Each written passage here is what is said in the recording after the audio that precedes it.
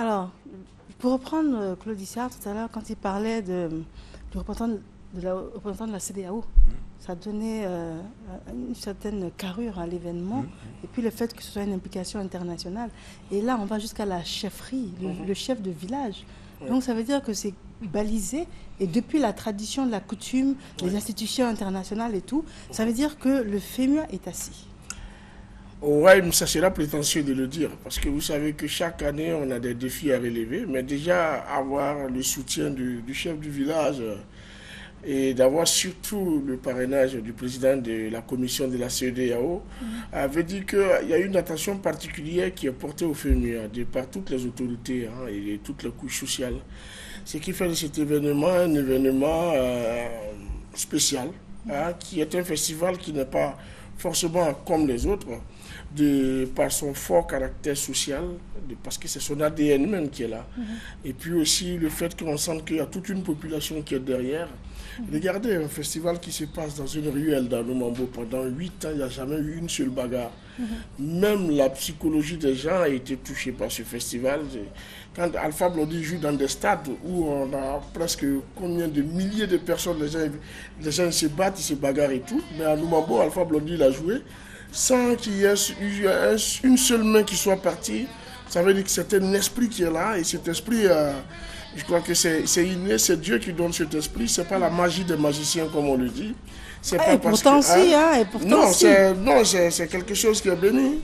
Je crois qu'on est accompagné, on a été guidé par une inspiration spirituelle, une inspiration divine. On l'a fait, et puis aujourd'hui, bon, tout s'ouvre. Moi, je profite de l'antenne pour dire merci au président Ouattara, qui a suivi de bout en bout la tenue de ce festival, qui s'est préoccupé de son organisation et qui a apporté un gros coup de main pour la réussite de cette édition. Donc vous parlez du chef du village, vous parlez du président de la CEDEAO, mais même le président de la République de Côte d'Ivoire s'implique pour la réussite d'un tel événement. Il y a tout le monde. Moi, je connais des gens qui m'ont appelé, qui m'ont dit « Petit, tu as des étrangers qui arrivent. Viens, on va faire notre contribution à notre manière, de manière bénévole, de manière zen, quoi. » Et ça veut dire qu'il y a un esprit qui est là. Et cet esprit, il ne faut pas qu'on le détruise, parce que ce n'est pas un festival à but lucratif. Tout à fait. Et on réalise également qu'il y a des enfants, il y a donc des générations conscientes, n'est-ce pas, qui sont en train d'être formées, qui sont en train d'être moulées. L'école magique système a 95% de réussite au CEP. Ça aussi. 95%. 95% de réussite. La dernière fois que je suis allé les voir, j'ai dit, je veux du 100%. On ne fait jamais rien à moitié. Allons-y, faisons les 100%. Les enfants ont promis faire les 100%. Mais même s'ils ne le font pas, à 95%, on est content, on ne regrette pas d'avoir posé un tel acte. Et tout le monde, que ce soit Manadia, Goudé ou Tino, tout le monde est content aujourd'hui de dire, nous avons contribué quand même à la scolarisation de 300 enfants dans le petit village d'Anoumambo. Très bien. Alors Claudicia, les têtes d'affiche attendues, vous avez participé à leur choix ? Oui, d'ailleurs, je suis à l'origine de toute la programmation. Depuis 8 ans, je suis le programmateur. Lorsque vous venez applaudir tel ou tel artiste au FEMUA, c'est donc moi qui ai choisi. Asalfo me dit oui, je dis c'est moi qui choisis. Non, malheureusement. Non. Mais j'y croyais. Non, c'est pas du tout mon rôle. Moi, je suis toujours, je viens, je découvre une affiche, et je suis très heureux de découvrir cette affiche à chaque fois. Mais non, et donc nous faisons en sorte, l'équipe de Couleurs Tropicales, de dire à Asalfo, donc on voudrait recevoir un tel ou un tel dans l'émission, parce que c'est vrai qu'il leur impose un rythme effréné à la fois de promotion et puis être là, être présent. Et c'est vrai, on est aussi dans une économie. Donc les artistes ne peuvent pas rester une semaine ou 15 jours comme ça aux frais de la princesse, comme on dit. Et chacun joue le rôle. Là, je me permets de parler au nom de l'équipe organisatrice du FEMUA, mais c'est vrai que chacun joue le rôle en disant « Salif, on vient, on sait pourquoi on est dans ce festival ». Qui n'est pas à but lucratif, et on vient pour la solidarité, pour le partage. Et je voudrais juste dire qu'au sein de l'équipe de Couleurs Tropicales, au-delà de notre amitié, de notre lien très fort avec les magiciens, au-delà de notre passion de la musique, au-delà de notre métier, c'est-à-dire de transmettre, de rendre compte d'un événement, eh bien, il y a aussi cette envie d'apporter sa petite contribution. Et l'équipe de Couleurs Tropicales est venue pour aussi, va offrir à l'école d'Anoumabo, va offrir des livres, des fournitures scolaires aux enfants. Et c'est notre Annabelle, Benjamin, enfin voilà, qui s'y sont collés, ils sont allés dans les magasins, ils sont allés acheter des choses. Voilà, tout ça pour l'école primaire. Et je voudrais juste te dire bon anniversaire à Mathieu Salabert de l'équipe de Couleurs Tropicales. Voilà, c'est son anniversaire. Bon anniversaire! Oui, Mathieu! Mais à la fin de l'émission, ils vont venir nous retrouver là. Ah oui, il faut qu'ils nous Ah bah, et quoi, ils vont peut-être venir derrière à la fin de l'émission? Ah bah, il n'y a pas de problème. Vous allez voir. Vous n'allez pas être déçus. À Salfo, les têtes d'affiche. Les têtes d'affiche, il faut dire qu'il y a 13 têtes d'affiche. Voilà. Nous avons parcouru l'Afrique dans toutes ces régions. Donc, nous avons commencé par l'Afrique du Sud avec Freshly Ground. Qui va venir. Il faut qu'on donne une belle leçon d'hospitalité à l'Afrique du Sud pour ce qui se passe à Durban et tout ça.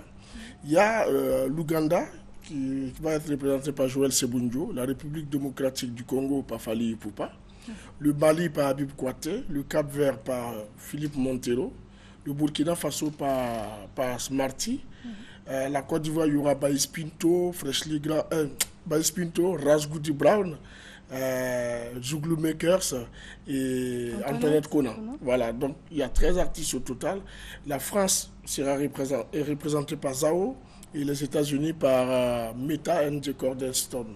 Donc ça veut dire. Et les brackets également, les brackets pour le Nigeria. Les brackets du Nigeria, j'avais oublié, c'est pas bon. Les brackets du Nigeria qui viennent. Donc il y a 5 pays de la CEDEAO et il y a 4 autres pays qui viennent de l'Afrique du Sud, Ouganda, RDC et la France, quoi. Mais il y a aussi les États-Unis. Et si vous remarquez bien dans la sélection artistique, c'est des artistes qui viennent de la plupart des pays où il y a des élections cette année. C'est une manière de nous adresser à l'Afrique pour dire qu'il faut apaiser, et il faut aller aux élections apaisées, et que la musique peut être un vrai facteur, la musique peut passer un vrai message.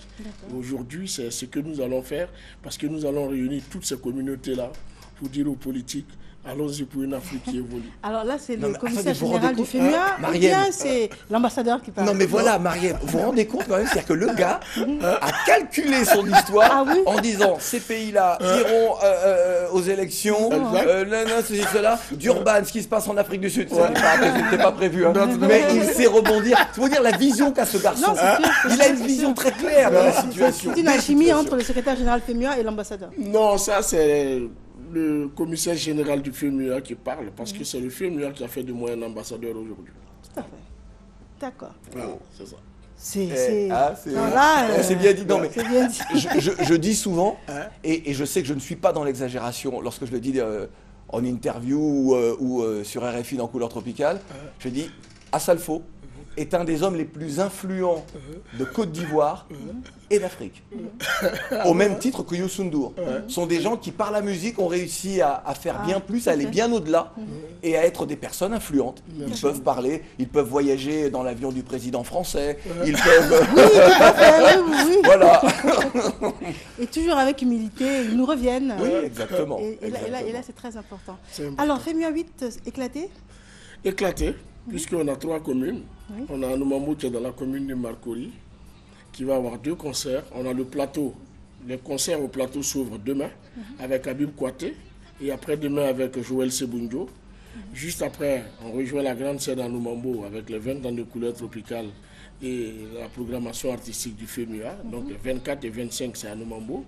Le 26, c'est le concert de clôture à Koumassi.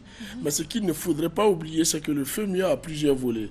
Il y a le volet, en plus du volet artistique, il y a le volet sportif qui voit courir 7000 personnes par édition. Cette année, il y aura encore le mini-marathon, le mini-cross. Les gens vont courir 12 km d'Anoumambo à la mairie de Koumassi. Il y a aussi le volet scientifique. Il y aura des tables rondes interministérielles. Et le thème, c'est l'intégration et le marché de la musique en Afrique. On va débattre de ça, trouver des réformes qui peuvent aider la musique à avancer. Parce que si le Nigeria est le premier pays économique aujourd'hui en Afrique, c'est grâce à l'industrie culturelle. Donc il faudrait qu'on apporte des solutions pour que tous les pays suivent l'exemple du Nigeria. Après ça, il y a le volet social qui est la pose de la première pierre de l'école primaire Magic System de Bangolo, avec l'appui du Conseil Café Cacao qui a décidé de nous aider sur ce volet social. Je profite de l'antenne pour dire à toutes les personnes de bonne volonté que nous